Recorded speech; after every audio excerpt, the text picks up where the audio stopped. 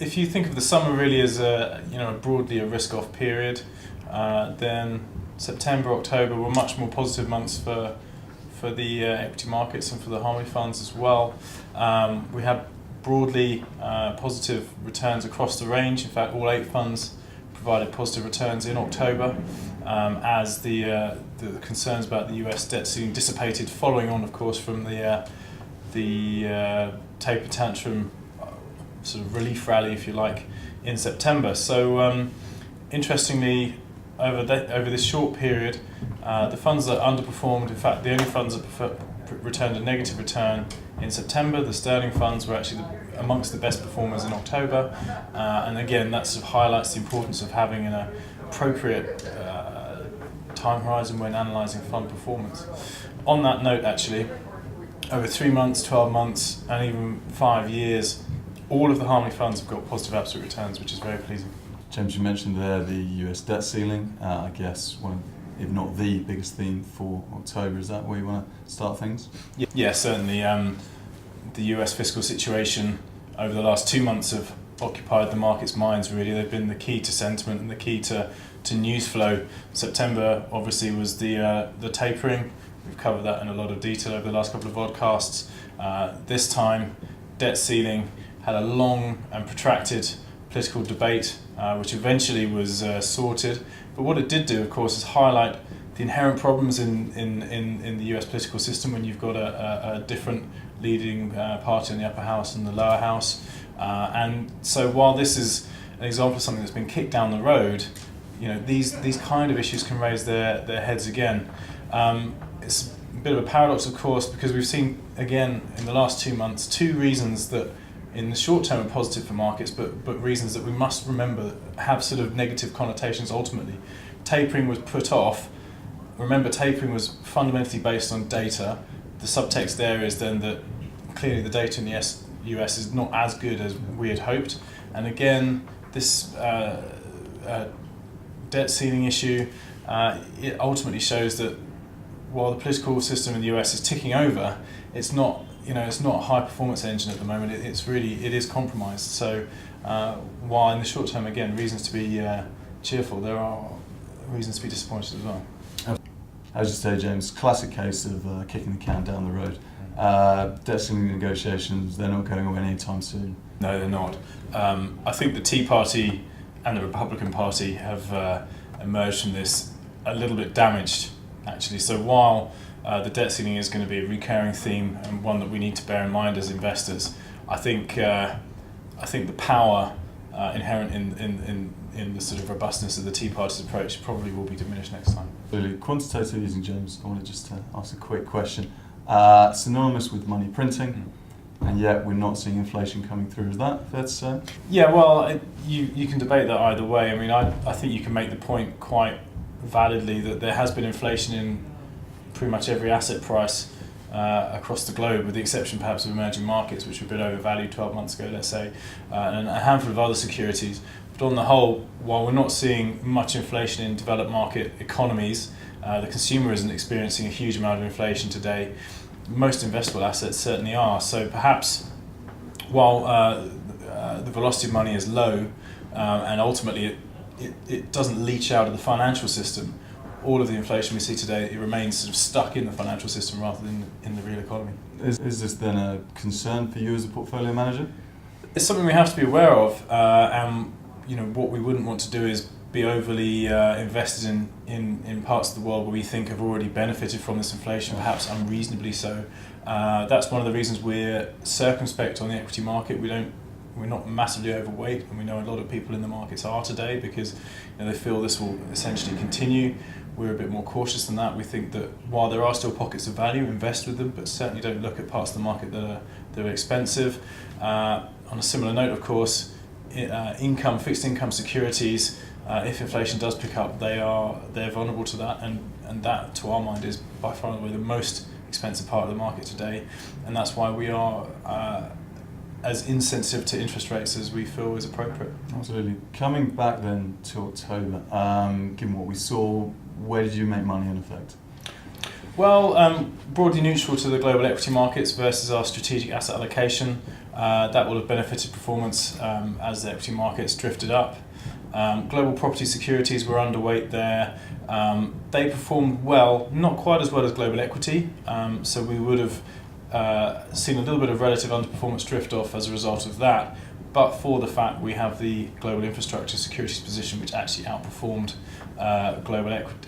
global property securities over that month. So that roughly is a neutral position. Within the equity portion, emerging markets versus developed, emerging markets outperformed again, second month in a row, having had a protracted period of underperformance. So we added sort of in the last quarter or so to emerging markets. That was well timed on the basis that over the last year to date, developed markets are about 20% ahead of emerging markets still, despite this recent outperformance. So we're well positioned there, and we think there's still room for outperformance from emerging markets on a valuation basis. So we've got it is a small but a meaningful overweight position there.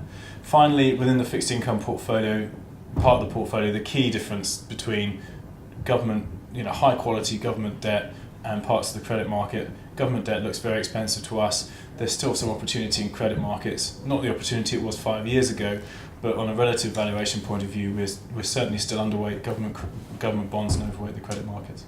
So there's that compelling kind of valuation argument that's getting us to look at emerging markets a little bit more. Did you see anything else last month? Did you elect to make any major changes to the portfolios? No, I mean, we've mentioned a number of times in these vodcasts repeatedly we haven't made many changes to the portfolio recently. I don't think now is the time to be extending the risk in the funds. I think we've come a long way over the last 12 months. Now it's a decent opportunity to sit back and wait, let the earnings catch up with the valuation, the re-rating that we've seen. Not a massive one, but a decent re-rating over the last 12 months. Let's just take a period of consolidation. Let's let the earnings side of the equation catch up. And so in the equity side, we haven't made many changes, except for that emerging market position a couple of months ago. On the fixed income side, again, we're comfortable to be underweight government bonds and overweight various parts of the credit market, so we've made very little changes there. It's maybe a difficult question. Is holding on to your positions a good discipline for a fund manager like yourself? Well, we certainly believe it is, Yeah. hence why we've done it. Every day you want to look at your portfolio as a blank sheet of paper. Every holding in there has to justify itself in terms of its risk and return characteristics on a forward-looking basis, not a backward-looking one, of course.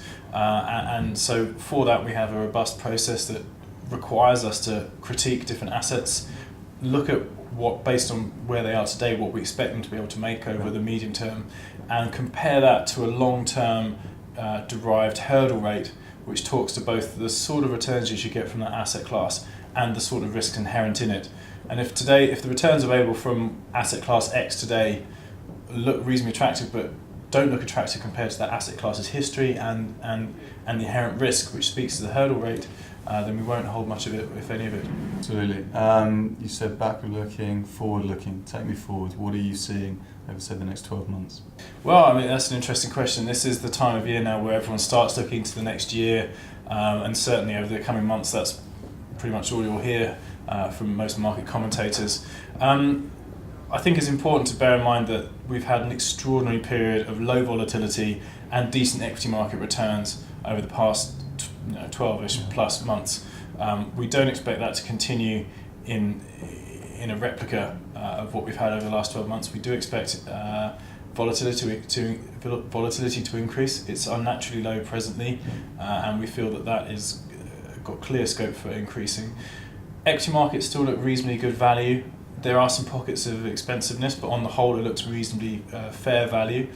So we're comfortable to hold a decent allocation to it today, but we don't want to be materially overweight, and I'd expect that to continue over the next year or so.